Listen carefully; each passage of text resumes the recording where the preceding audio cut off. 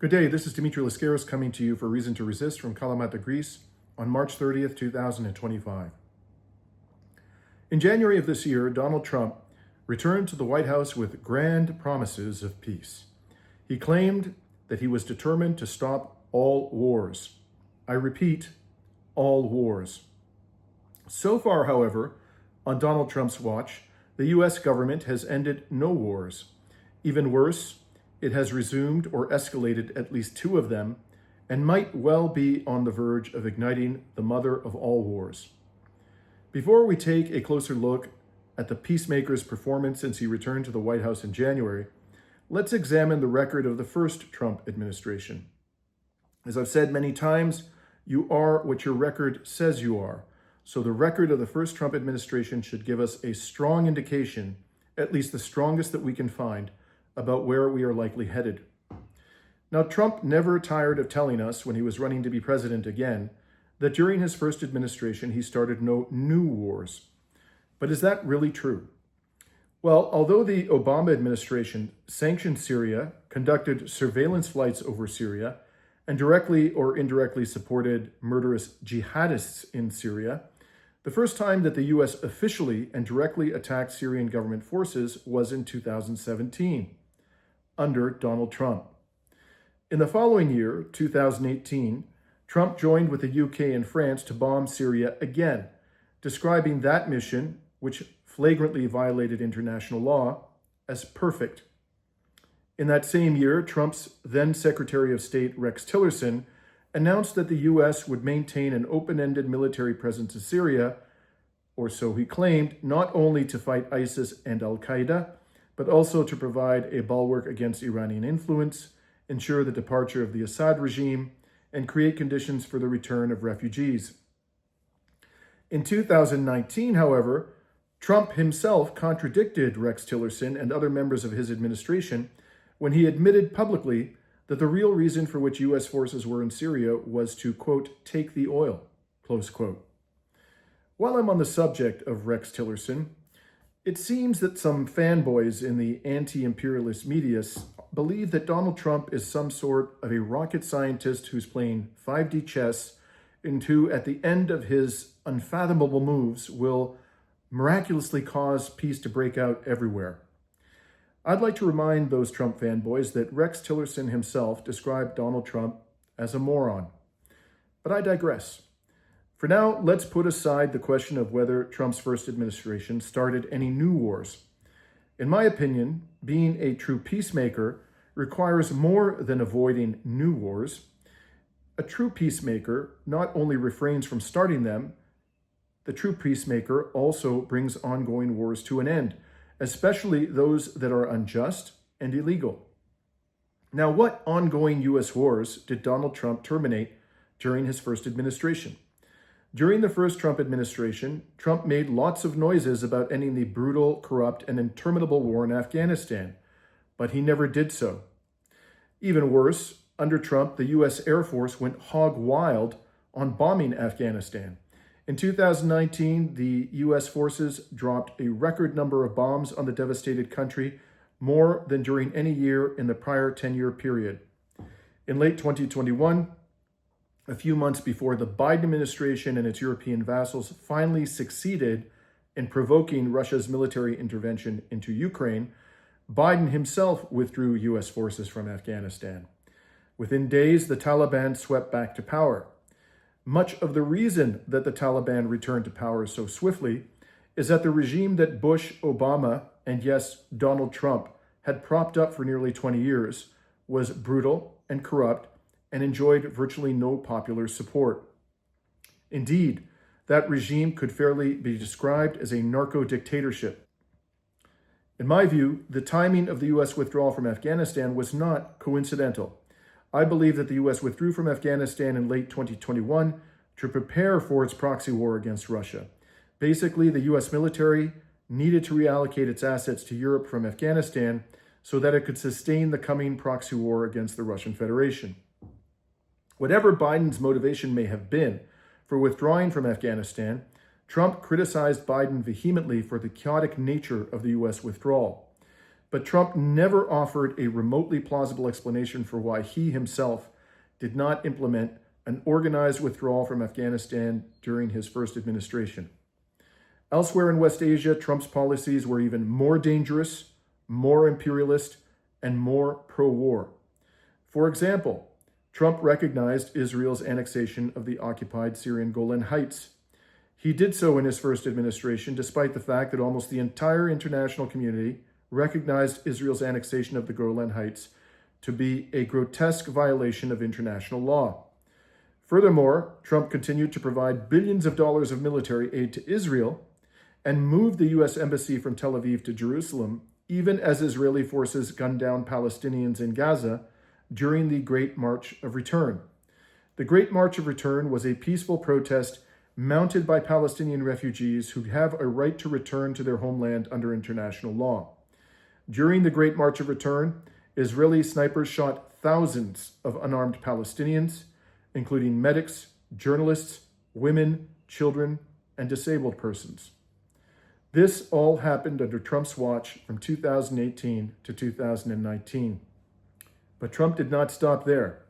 His much-touted Abraham Accords pushed Washington's Arab vassals to normalize relations with Israel's apartheid regime without making any provision for the creation of a Palestinian state or for the protection of Palestinian human rights. There is an undeniable link between the Abraham Accords and the genocide Israel is now perpetrating in Palestine. By pushing Washington's Arab vassals to normalize with Israel without ensuring the creation of a Palestinian state, Trump delivered, whether wittingly or unwittingly, an unambiguous message of despair to the Palestinian people. That message was that the U.S. government considered the two-state solution to be dead and was now committed to the permanent subjugation of the Palestinian people.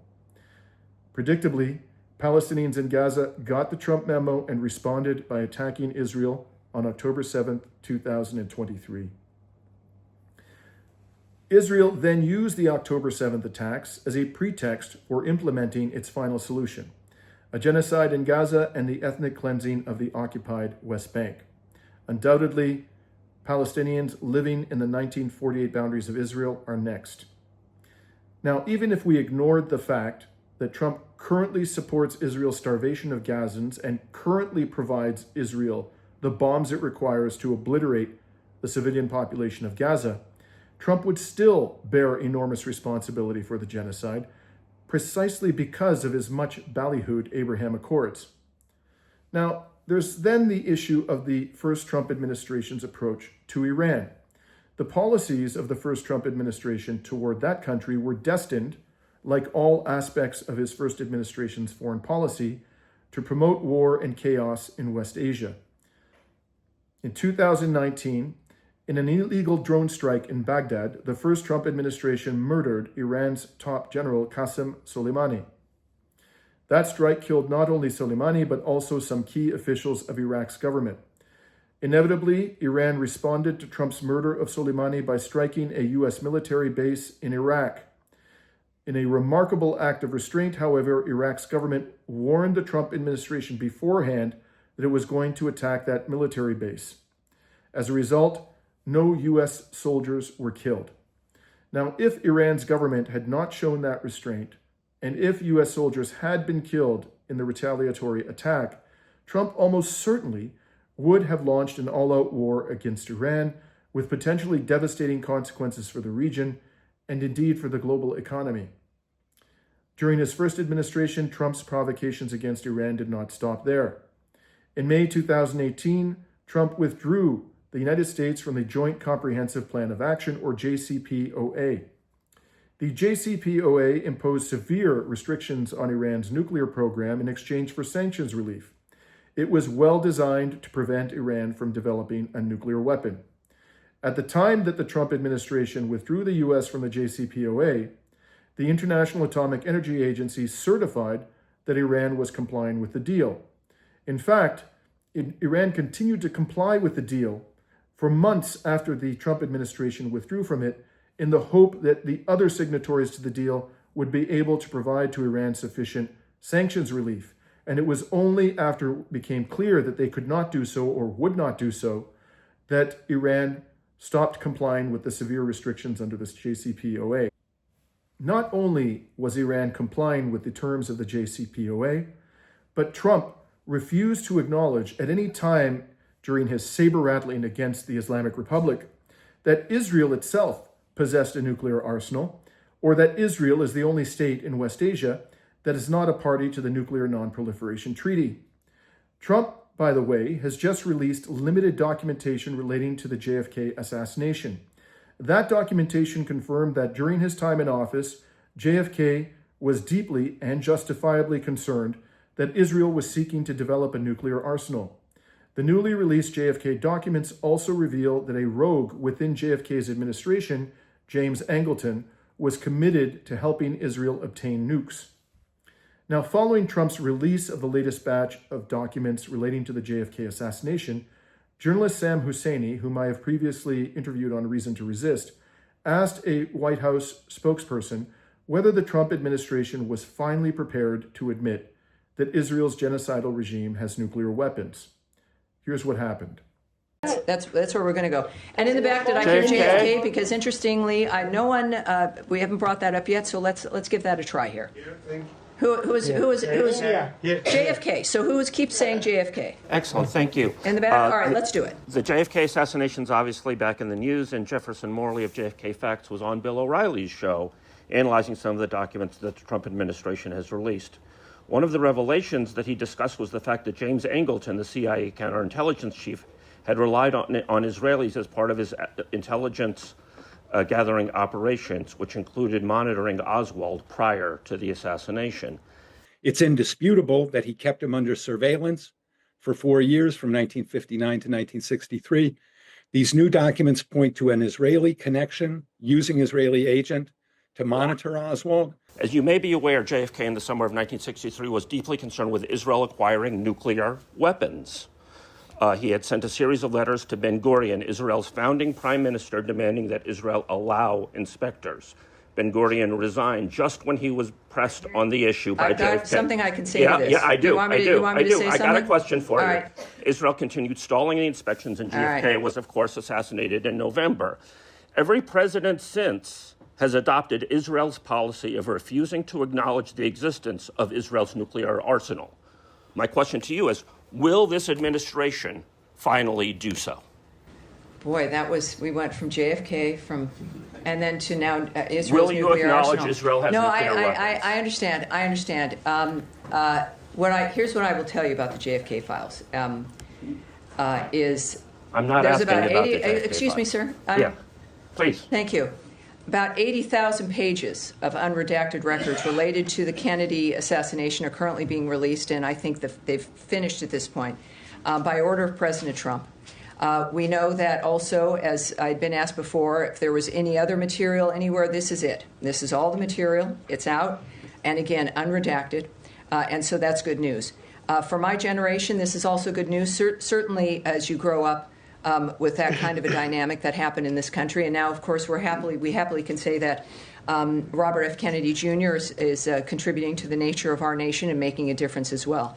As far as the speculation and conspiracy theories about what was happening regarding that assassination and in the decades that followed, I have no comment for you, and nor am I going to speculate or comment on that. So you will not acknowledge I that appreciate Israel you has being here nuclear and weapons? asking that. At the end, No- yes, sir. no Go ahead, straight talk please. on Thank Israel. you. So much Go ahead. America Bangladesh. first? Please. Let's keep going. You're Thank you, Tammy. On Bangladesh, I have two questions.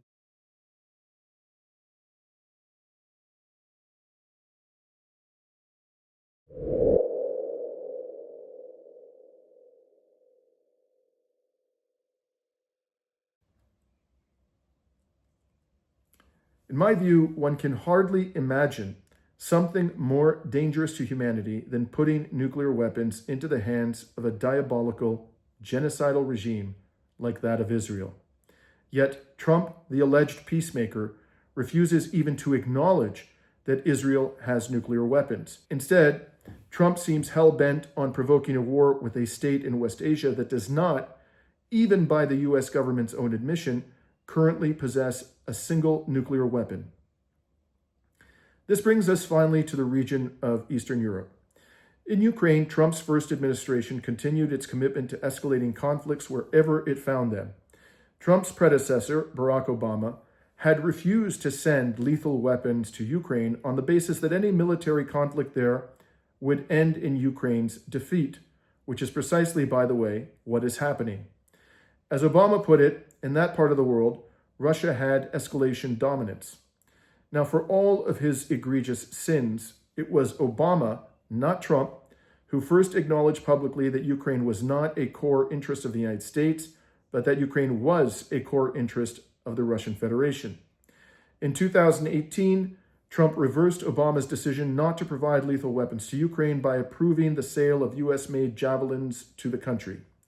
In 2019, Trump upped the ante by approving the sale of a lot more lethal weapons to Ukraine.